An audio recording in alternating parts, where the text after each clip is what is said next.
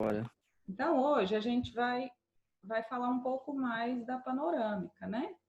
Porque, na verdade, no dia a dia da odontologia, né, nas nossas clínicas, nos nossos consultórios, é uma radiografia bastante presente, né, junto com as radiografias intrabucais. Então, assim, no mínimo 80, 90% das radiografias extrabucais que a gente convive no consultório é a panorâmica, né? A segunda é a teleradiografia e as outras, assim, vão bem mais, num ritmo bem mais, menos frequente na nossa vivência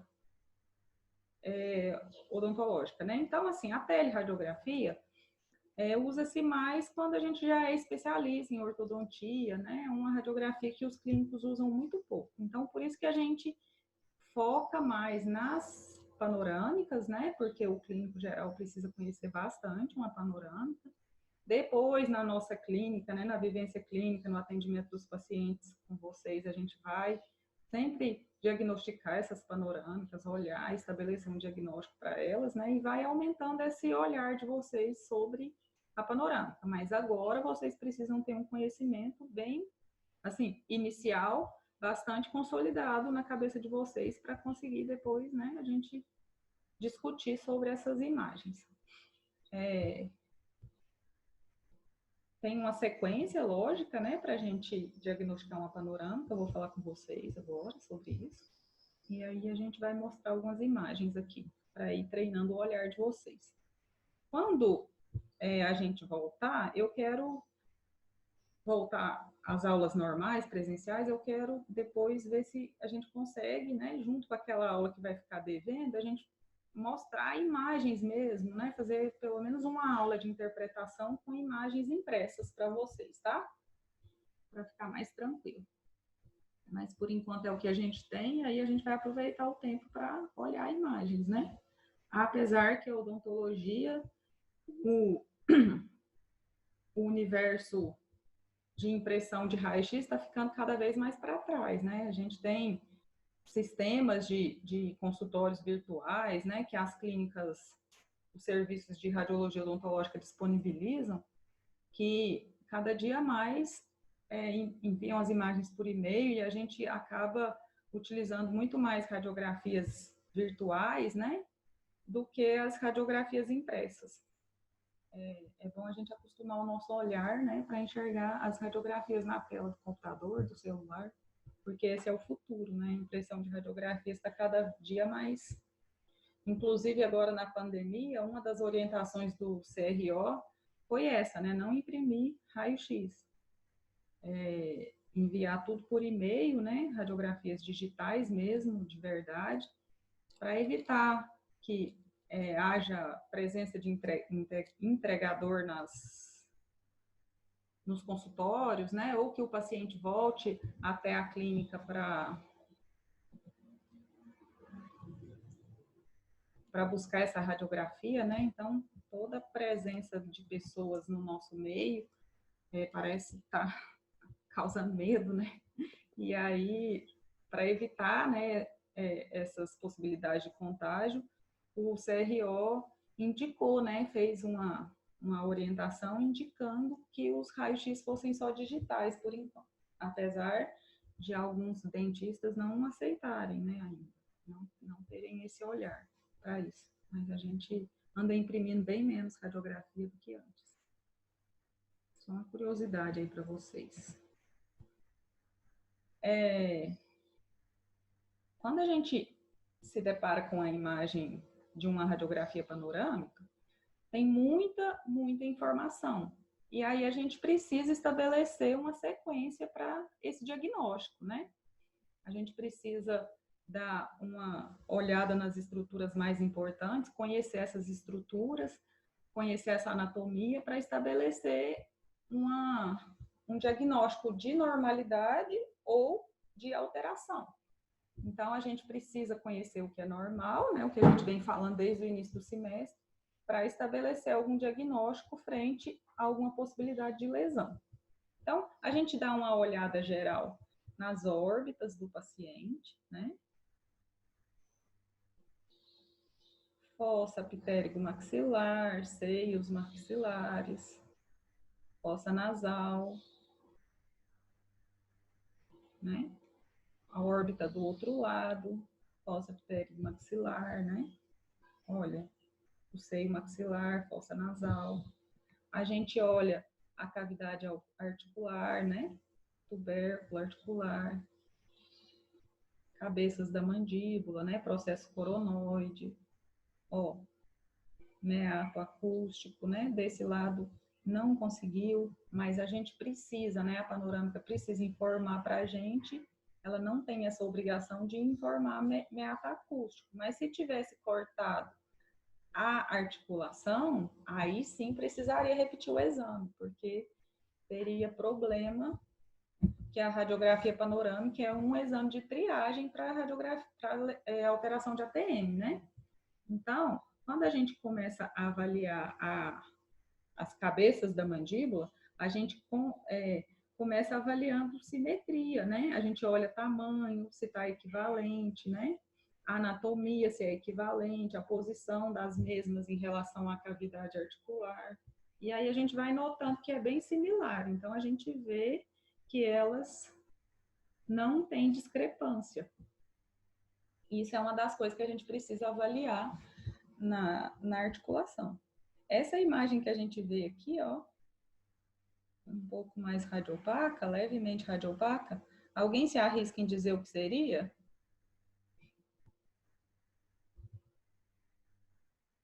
Cláudia, mostra de novo para mim, fazendo um favor.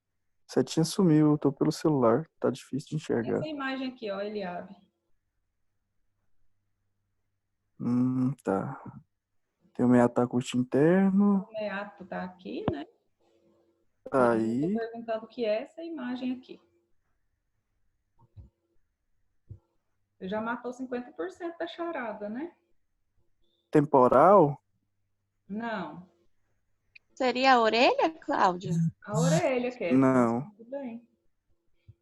Sério? Sério? Pegou até a orelha? É. Tem alguns Nossa. pacientes que a gente consegue enxergar a orelha e consegue enxergar nariz também. Tem umas imagens aqui que eu vou mostrar para vocês, nariz do paciente.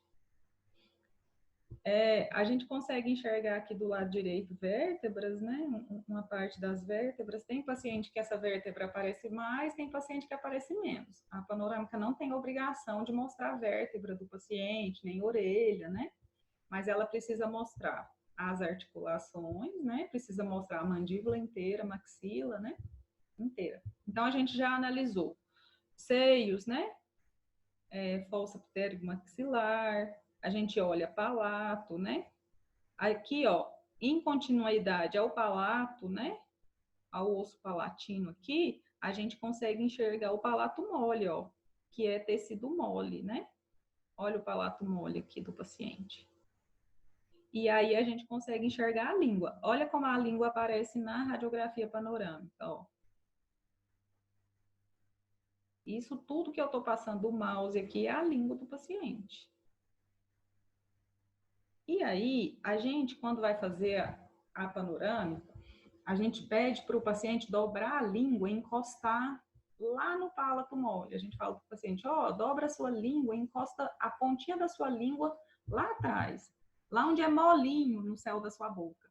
Para que isso? Para essa imagem da língua não interferir nos dentes superiores, especialmente os anteriores, porque se a imagem da língua não fica sobreposta ao palato, igual está aqui, vai aparecer uma imagem bastante radiolúcida, aqui, uma imagem escura que vai prejudicar a imagem dos dentes, entendeu? E aí, depois que a gente avalia as estruturas, né, a gente avalia a basilar da mandíbula, tá tudo certo, a gente vê que tem simetria, né, entre o ângulo da mandíbula, o corpo da mandíbula de um lado, o corpo da mandíbula do outro, né, a altura facial de um lado, do outro. A gente faz essa avaliação geral. Ó, olha para o canal da mandíbula, né? Fez uma avaliação óssea, não encontrou nenhuma lesão, né? Nenhuma alteração óssea. Beleza, então agora a gente vai laudar dente. Lembra que eu falei que a gente conta e conta mesmo, tá? Até hoje eu tenho, né, quase 20 anos de clínica, né, radiológica, eu olho, né, contando com especialização, eu já estou fazendo 20 anos, né, de vivência em radiologia, né, fora, então, assim, quase 20 anos. Então, aqui, ó, a gente vê os dentes, né, a gente começa a contar, ó, incisivo central, lateral, canino, pré-molar, primeiro pré, segundo pré, primeiro molar, segundo molar, terceiro molar. Quem não quer dar nome, a gente conta, ó. 1, 2, 3, 4, 5, 6, 7, 8. Aqui, nesse primeiro hemiarco, tem dente ausente? Não, né? Temos 8 dentes, ó. Segundo hemiarco, 1, 2, 3, 4, 5, 6, 7, 8. Não tem dente ausente aqui. Então, todos os dentes presentes no segundo hemiarco. Terceiro hemiarco, 1, 2, 3, 4, 5, 6, 7, 8. Não tem dente ausente. Aqui, 1, 2, 3, 4, 5, 6, 7. Não tem o oitavo. Então, tem 7 dentes. Se eu não avaliei, ó, incisivo central inferior, incisivo lateral inferior, canino inferior, primeiro pré-inferior, segundo pré-inferior, primeiro molar, segundo molar, terceiro molar ausente. Então, a gente já laudou a ausência do primeiro molar. Às vezes, tem alguma... essa é uma sequência que eu estabeleci para mim, né? Para laudar. Às vezes, as pessoas estabelecem outro tipo de sequência, né? Ela vai laudando dente por dente, ou quando chega no ausente, ela lauda ele como ausente. Como eu me acostumei a laudar assim, primeiro eu procuro todos os dentes ausentes e depois eu começo a laudar dente por dente. Essa radiografia aqui tem uma especificidade. Ela foi feita em oclusão, com o paciente mordendo. Lembra quando eu dei a aula teórica que a gente falou que o paciente precisa morder um suporte? Quando o paciente morde o suporte, a incisal dos dentes, ela se afasta, né? As oclusais e incisais se afastam um pouco por causa daquele suporte. Então, a gente tem uma maior nitidez dos dentes e um melhor posicionamento. É mais fácil de posicionar o paciente. Às vezes, o dentista pede a radiografia em oclusão. Para que ele quer ver isso? Porque ele quer avaliar o relacionamento oclusal entre os dentes inferiores e superiores. Então, perde um pouco da qualidade para a gente laudar restaurações, cáries nos dentes, né? Ocorre um embaralhamento, né? Uma sobreposição de imagens. Mas, mesmo assim, a gente lauda na medida do possível. Lembra, né, que eu já disse para vocês N vezes, radiografia panorâmica é uma radiografia de triagem. A gente não usa radiografia panorâmica para investigação de cáries, né, incipientes, mas ela pode ser, como a incidência do paciente é menor, talvez seja favorável a gente fazer uma panorâmica, ter uma ideia do panorama geral, e aí, quando a gente desconfia de algum dente através da radiografia panorâmica, a gente pede periapical daquelas regiões, né? Talvez, usando esse artifício, a irradiação do paciente seja menor do que um check-up, né? Mas isso aí depende muito do caso e a gente precisa avaliar, tá bom? Mas aí eu noto, olha, o paciente tem o quê? O que é isso aqui? A gente olha essas estruturas radiopacas aqui, sobrepostas aos dentes. Brex, aparelho ortodôntico. São bractes de aparelho ortodôntico, né? Então, a gente nota todo um aparato ortodôntico, né? De pré a pré. Ó, segundo pré, segundo pré, segundo pré, segundo pré. Então, isso eu laudo, né? E aí, lembra que eu falei lá na aula agora de doença periodontal? A gente estava avaliando e a gente viu vários pacientes com arredondamento apical, ó. Esse modelamento apical é típico de dentes tratados endodonticamente. Só que na panorâmica, por causa da inclinação, eu não posso afirmar categoricamente. mas eu posso dizer que a imagem indica. E aí, se o dentista quiser ter certeza que tem mesmo um modelamento apical, ele vai pedir periapical, para ter certeza, entendeu? Então, quando eu laudo isso na panorâmica, eu sempre tenho que acompanhar no meu laudo dizendo que tem indício do arredondamento, que a imagem sugere, mas que eu preciso de uma periapical para confirmar. Por que que isso é importante? Porque você concorda que esse aparelho ortodôntico promoveu uma reabsorção radicular? Essa reabsorção nesses dentes aqui está no ápice radicular, né? Mas acontece muito e é bem comum mesmo do paciente se submeter a um retratamento ortodôntico. Quer dizer, ele faz um tratamento, não fica satisfeito e ele procura outro profissional para retratar. Então, é bom que uma imagem em comparação com a outra, né? Então, se ele já tinha um desgaste aqui, terminou o primeiro tratamento com desgaste, ele chega para o segundo profissional com essa perda, né? Com essa reabsorção lá no ápice, quando ele for retratar, vai aumentar essa reabsorção. E aí o paciente pode alegar que ele não tinha reabsorção. E a radiografia panorâmica não é muito prova dessa reabsorção. A periapical é melhor. Vocês entenderam? Então, eu laudo e dou indício, mas se o dentista quiser ter certeza, precisa de uma periapical. Apesar de ser 100% quase, né, de certeza clínica, a gente não pode dar certeza porque essa radiografia panorâmica não é a radiografia mais correta, não é a radiografia indicada para eu avaliar esse ápice. Pode ser que o ângulo da inserção do dente lá me dê essa impressão e aí eu laude, né? E aí às vezes não existe essa reabsorção. E aí eu vou laudando, né? Eu notei então nesse dente uma reabsorção do ápice radicular, um remodelamento, nesse também, nesse, né?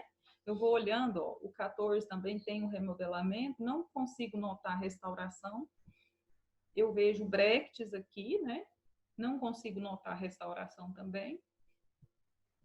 Aqui no dente 16, olha, tem uma restauração, né? Na oclusal do dente, eu vou laudar essa restauração, né?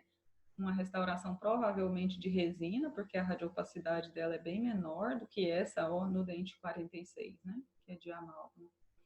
Eu noto que esse dente está impactado, e aí é muito importante eu saber, né, ter a informação da idade do paciente, para eu dizer se esse dente está em erupção ou se ele está impactado. Quando não tem uma formação do ápice radicular. Aqui, mesmo sem a informação da idade do paciente, eu noto que já formou o ápice radicular. Então, provavelmente, esse dente está impactado. Ele não está em processo de erupção ainda. Terminou de formar a raiz, ele não vai erupcionar mais, né? E aí eu volto laudando dente por dente, né? Procurando qualquer alteração, qualquer envolvimento de tratamento odontológico, né? Qualquer intervenção aqui, a gente não vê, né? Intervenção nesses dentes. Aqui a gente nota a intervenção do aparelho ortodôntico, né?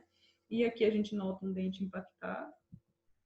Aqui também eu noto que esse dente está impactado, ele não tem espaço para erupcionar, então eu tenho que remover. Aqui, se eu quiser salientar que esse dente está bastante próximo ao ápice radicular dele, está bastante próximo ao canal radicular, eu posso dizer, mas aí que a imagem sugere que o ápice radicular esteja próximo ao canal da mandíbula. Por que eu não posso afirmar categoricamente? Por causa da sobreposição de imagens. Então, eu preciso de um outro exame para me dizer categoricamente se tem uma relação de íntimo contato entre esse canal da mandíbula e esse dente. Então, eu preciso de uma tomografia para ter certeza. Por que a tomografia é importante nesse caso? Porque se eu for remover esse dente, e é um dente com indicação de extração, o mais rápido possível, já devia ter saído daí, se eu for remover esse dente, eu posso causar uma parestesia no paciente. E aí, a tomografia vai me dar um subsídio maior, vai me dar essa certeza se esse dente estava bastante próximo do canal da mandíbula ou não, né? É uma documentação e uma segurança a mais para o meu planejamento cirúrgico.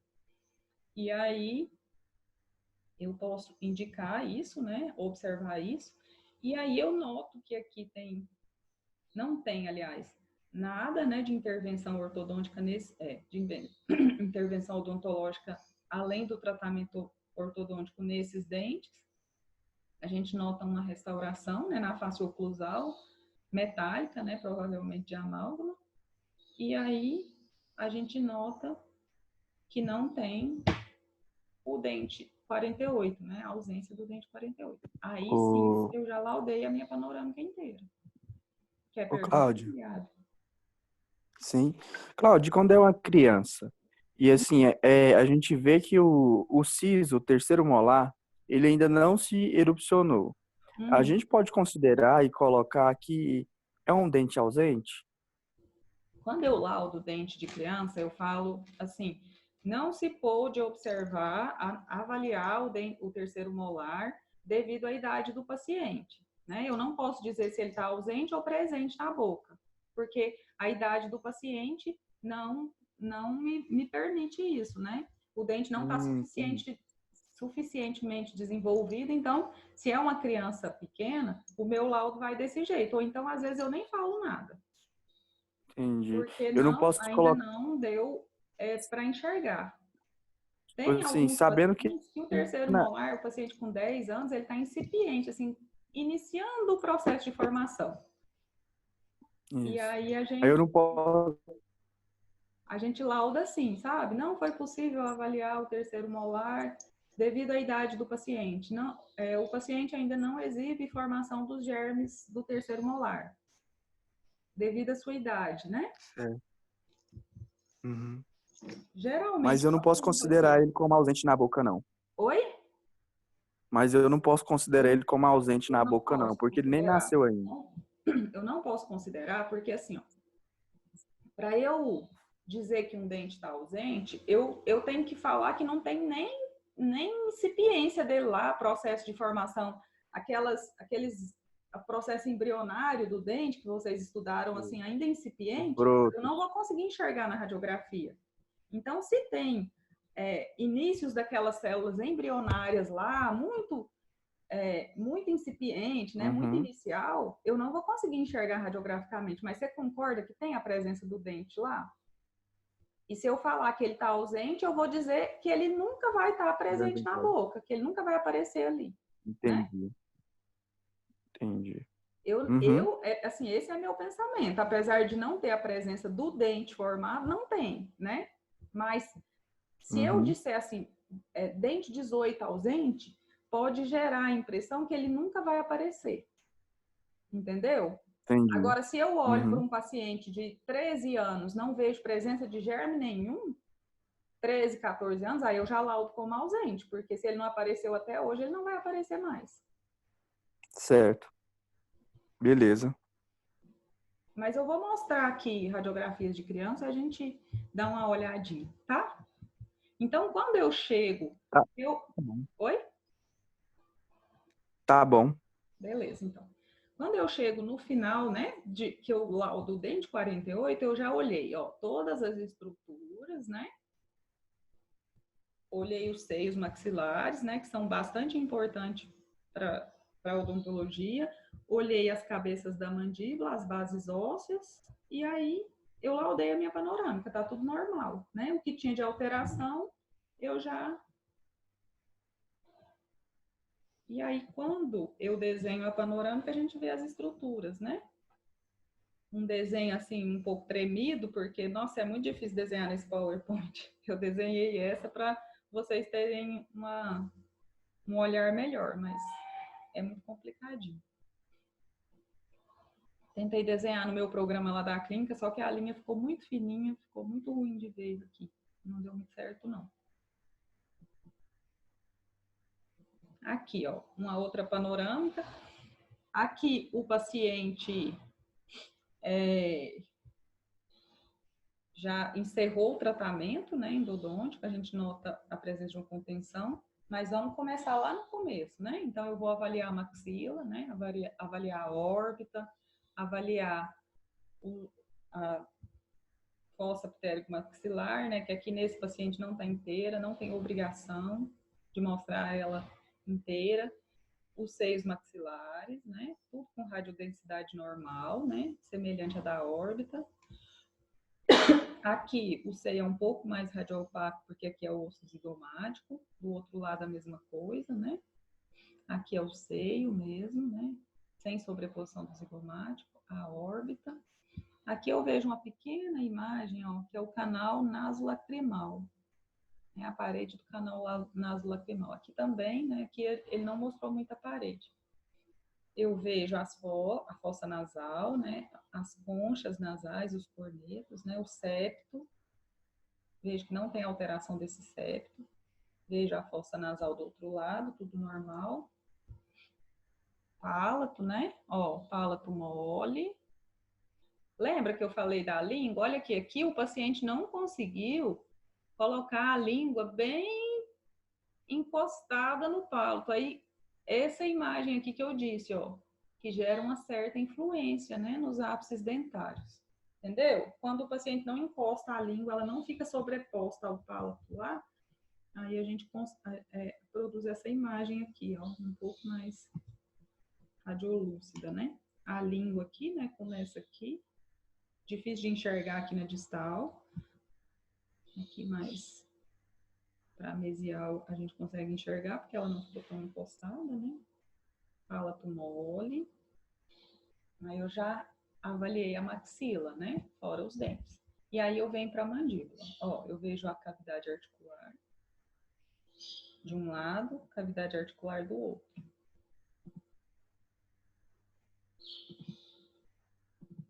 E aí eu vou avaliar as cabeças da mandíbula. Nota que nesse paciente a gente vê uma formação aqui, ó, desse lado um pouco maior que desse. Aqui tá começando. Então, eu já laudo como a simetria da cabeça da mandíbula. Aí, então, eu já vou pedir uma tomografia para esse paciente investigar? Não, eu vou associar com dados clínicos. Então, quando eu me deparo com uma situação dessa, eu digo, olha, tem uma assimetria entre as cabeças da mandíbula, aconselho exame tomográfico para melhor avaliação segundo critério de necessidade clínica. O que é esse critério de necessidade clínica? Ah, doutor, realmente, agora que você falou, eu sinto uma dorzinha aqui, eu sinto estralar o meu ouvido, um zumbido, qualquer coisa. Ah, isso te incomoda? Então vamos investigar, né? Eu não vou ficar irradiando o paciente se ele não tem situação clínica que me sugira isso, né? Que talvez nem precisa de tratamento, né? Eu preciso acompanhar. Não é que também, ah, não sinto nada, então eu vou deixar para lá, né? Eu vou avisar para o paciente que ele tem essa alteração e aí nós vamos avaliar juntos se ele necessita, né, de uma investigação clínica maior e depois eu vou e aí eu vou pedir para o paciente voltar dali um tempo, repetir essa panorâmica como triagem e ver a evolução dessa doença. Se estiver evoluindo, aí sim eu posso sugerir uma intervenção. Então eu já notei que tem uma simetria entre as cabeças da mandíbula, né? Processo coronoide normal de um lado e do outro. O corpo da mandíbula também está normal, né? Simétrico, ângulo. Corpo não, ramo, né, da mandíbula, simétrico, ângulo, o corpo da mandíbula dentro da normalidade, né? A gente enxerga essa faixa mais radiopaca aqui. Alguém sabe me dizer o que seria essa faixa mais radiopaca? Sobreposição de alguma coisa.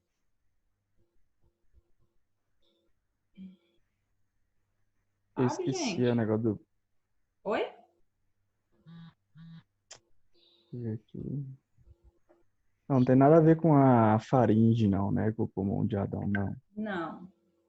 A Só se faringe é tivesse com a cabeça costa. baixada. Só se tivesse com a cabeça baixada. É assim, a coluna, igual eu falei para vocês aquele dia, que realmente O Atlas.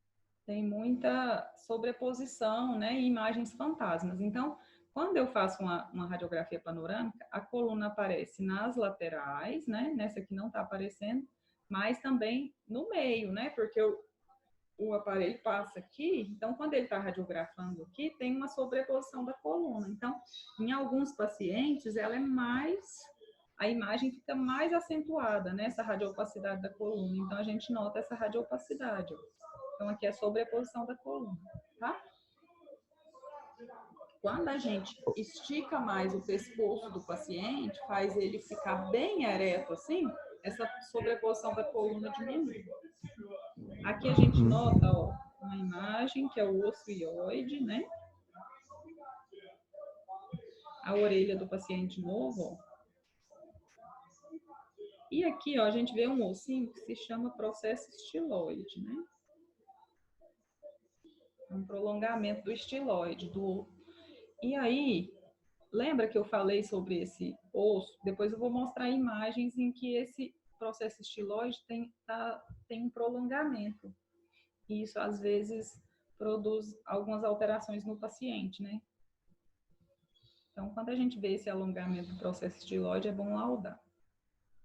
E aí eu começo a laudar a dente, né? Eu vejo aquele modelamento apical que eu mostrei para vocês, né? Ó, em cada dente eu vejo uma restauração de resina na incisal do 11, né? Ah, e eu não olhei os ausentes, né? Então eu conto, ó. 1, 2, 3, 4, 5, 6, 7, 8. 1, 2, 3, 4, 5, 6, 7, 8.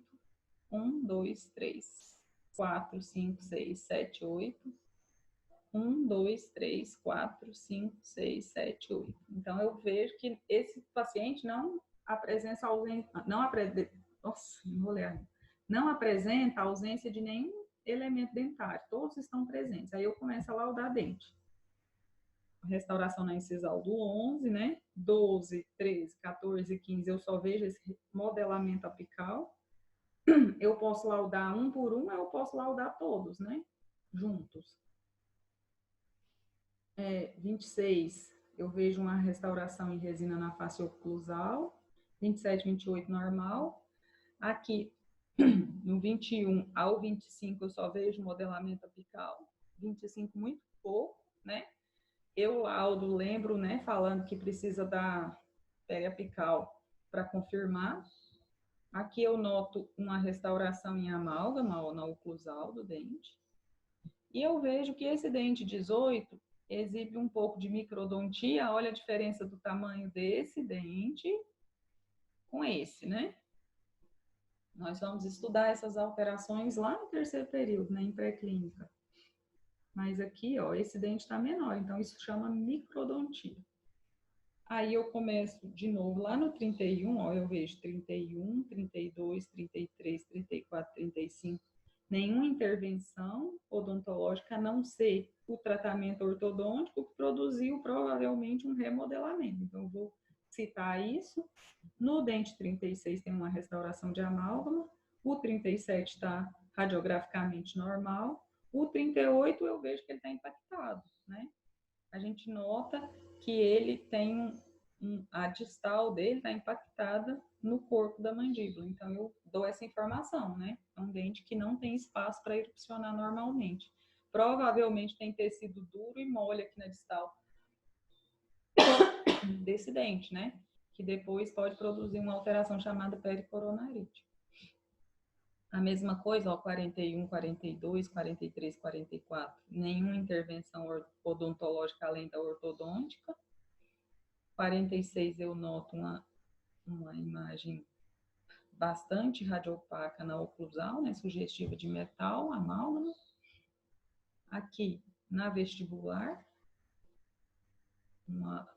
vestibular ou palatina, né, então eu laudo como se fosse, eu digo, né, VP, né, vestibular ou VL, né, vestibular ou lingual, aliás. Que eu não sei, pela imagem radiográfica, se essa restauração está por vestibular ou por lingual.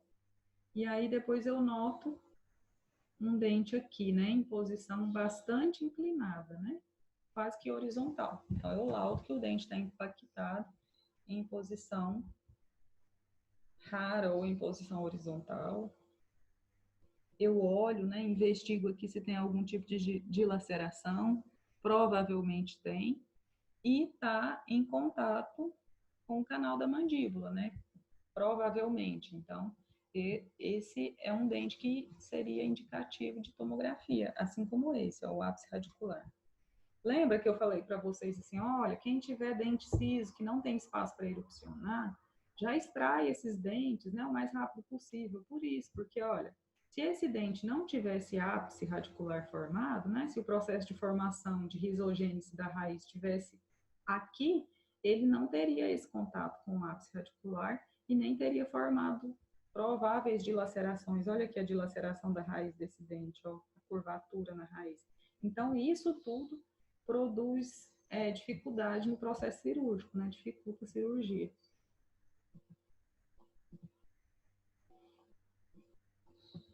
Aqui tem uma alteração um pouquinho mais diferenciada. Alguém sabe me dizer qual seria?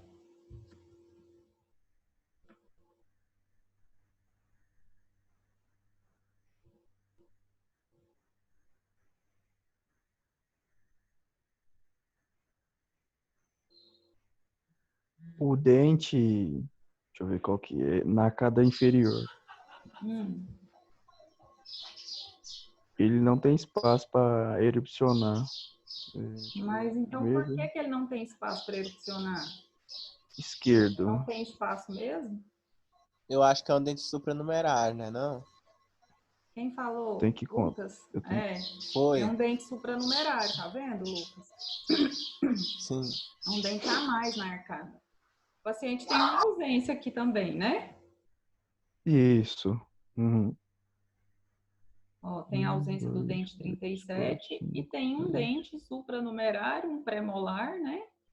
Extranumerário ou supranumerário no mesmo hemiarco, né? Todos os dentes, ó, o dente 48 está impactado,